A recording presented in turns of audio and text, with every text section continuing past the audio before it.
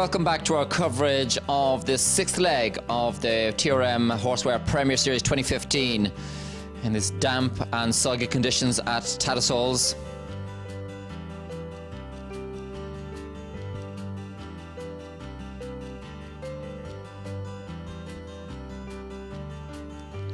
You see, even the dogs aren't happy to be out in this weather.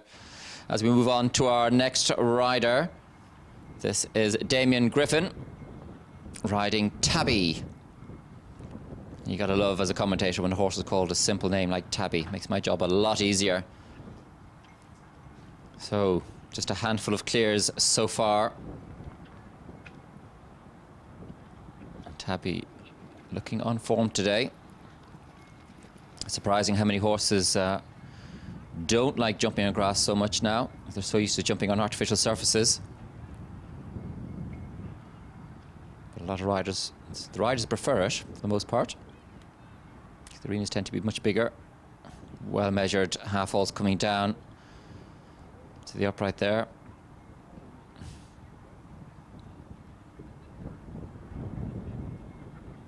Again, Damien slightly left, gives us flying change, rolls on down to the upright, on down to related distance, not too far from home, and staying clear. And in fairness, hasn't been living dangerous in any way part, really. Little backward triple bar, close to the back bar, but makes it. Helps him out of the last part of the combination. Hard back, steadies, yes, and into the Damien, jump off. You must be pretty pleased with Tabby today. Yeah, he's brilliant. He's jumped very good there today because he's taken an awful lot of jump and it's hard working there. Is the grind holding up? Yeah, its ground is fantastic. For all the rain that fell, it's brilliant. Like, they couldn't have done a better job. Every year it's always a good show, no matter what kind of rain falls. It's very good. What did you think of the course when you walked it? I was a bit sceptical. Now I didn't imagine I'd go clear, but the horse, actually, he hasn't been going great, but the last 3 days has been very good. He was clear in Ballinasloe in the National on Friday and was 7th, and he was double clear here yesterday evening in the National as well, and he was 6th, and he was clear again today. Joining me now is Emily Turkington. Emily, who are you riding today? Willen, the same horse I had in all the league. He jumped very good yesterday, he jumped the National, and I finished 9th. I had double clear, didn't go overly fast in the jump off. It was a very, very hot class, so I'm ready for today. Hopefully it go well today. How do you think you'll handle the weather conditions? Yeah, fine. I was in Portugal last year and it was like 10 times worse. It was like thunderstorms every so often, so hopefully he'll be fine today. I'm not a bit worried about it, so I'm not. Overall, how do you fancy your chances today? I don't know, I haven't walked the course yet. It looks big enough, so I'll just wait and see and walk the course, and then I'll know where the difficulties are. See how Emily gets on with her horse Wilhelm, this one by Corland.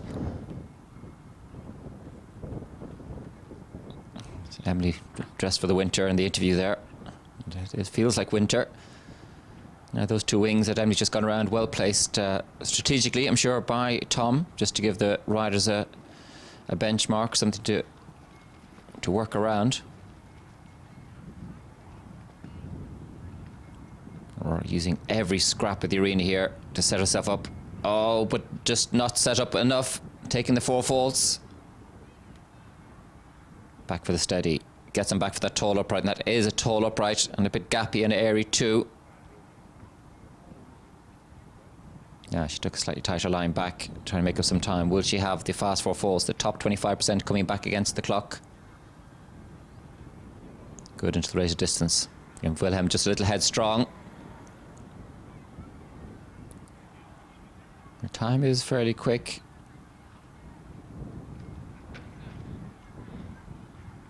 Nice and tidy to the combination. Coming to the last. And knocks the last, so 8 falls, and the time is 73.76 for Emily Turkington. Alexander Butler, the man in the lead of the series now, riding Monastery Stud, More Pleasure.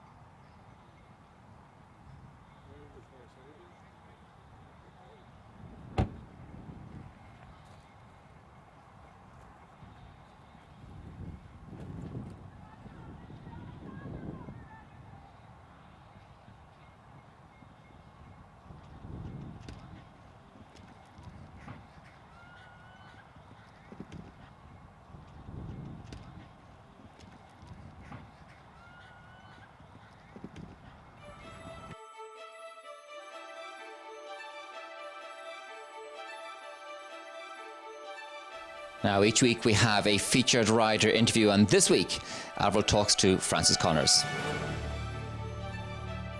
Francis, you've just gone in the Grand Prix. How'd you get on? Mare jumped a really good round. I ended up with one time fault, but really happy because she's only an 8-year-old and it's her second Premier Grand Prix, so I'm delighted. She's going well in the Premier Series so far, isn't she? Definitely. She jumped in Cork and she jumped a double clear, and that was her first one. And today, now in miserable conditions, and she jumped around a really good round, found it very easy, and look, I'm quite happy even though I had the time fault. You've been on the circuit for many, many years. Take us back to the beginning. When did you start riding horses? Oh my God, that's a long time ago. I don't really remember.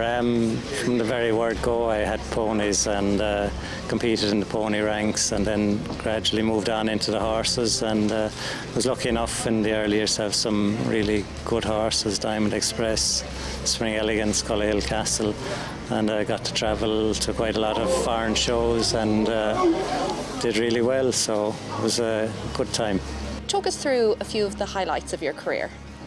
The highlights, I suppose, very early in my career I won the unofficial European Pony Championships and with Feather Duster in Germany, and from then on in horses I've been on a couple of winning Nations Cup teams with Spring Elegance and Cruiseway, and loads of wins in classes, especially nationally, for a lot of years there.